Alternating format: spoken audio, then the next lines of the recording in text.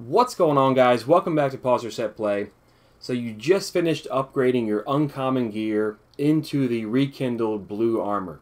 The good news is that you're halfway home. You're almost ready to get that legendary gear in order to get that 400 power armor. Now, the other piece of good news is the grind for the blue gear is not quite as difficult or onerous as it was for that green gear. You'll notice right away that for none of these pieces of armor do you need to generate orbs. So the nice part about that is you don't have to wear the entire set at any given time. You could focus on doing one piece at a time if you want, equip your other best gear, your exotic, etc., and you'll still be able to get these objectives done. You'll notice as well that just like with the green gear, you do have to do the redux story missions again. So the first thing I'd recommend for that is, if you can, do it with a fire team, do it with your clan mates. It does make those missions much easier. They're not difficult per se, but the way that the missions are designed are such that it makes it difficult to rush through them.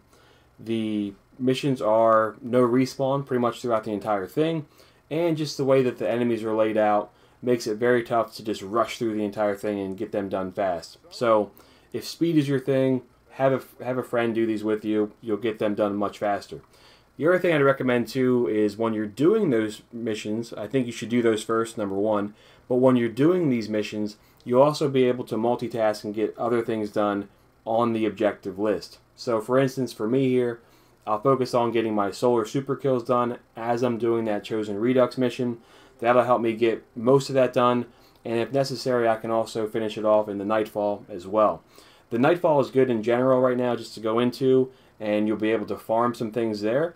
It's a bit faster. There's a lot of yellow enemies there in the very beginning of the Pyramidion, and it's just a nice way of getting these things done quickly. But you can multitask here while you're doing the story missions. So focus on doing the story missions first. Do it with a clanmate. Do it with a fire team. It'll make your life that much easier. By and large, though, a lot of the objectives here for this blue armor are not particularly difficult.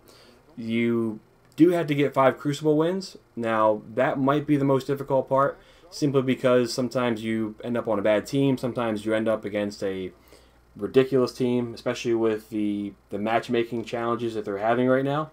So that could be a bit time consuming, but me personally, I kind of like having the wins instead of the super percentage, so that might just be me, but I kind of like having the wins there. The other thing that might be a bit time consuming is adventures.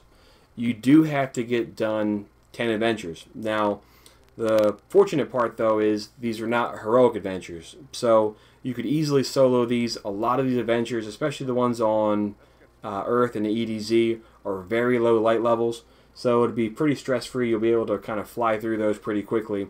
But you do have to get 10 of them done. So just try to make sure that when you're doing those adventures, you're doing multitasking as best as you can. For me, it'll be focusing on void melee kills while I'm doing those, and you should be able to get things done in an equal amount of time as you get those adventures done. But let me know what you think. I think overall the green grind is definitely a lot more difficult, more time consuming than it is for the blues. It's nice that these are 350 light, so you don't have a huge drop in your light like you saw when you're equipping the green gear. But let me know what you think. Are you working on getting your blues upgraded right now? Have you gotten to the legendary set? If so, let me know what you think. I'm excited to see what it looks like and try it out. But let me know if this video is helpful. Let me know if you are enjoying the Solstice of Heroes event. Most importantly though, if you could please hit me up with a like and a subscribe, that would be amazing. Closing in on 2,000 subscribers, so I'm pretty amazed here at the amount of people that have followed the channel and have liked what I'm doing. I appreciate all of that support. Most importantly though, thanks for watching, and we will catch up soon.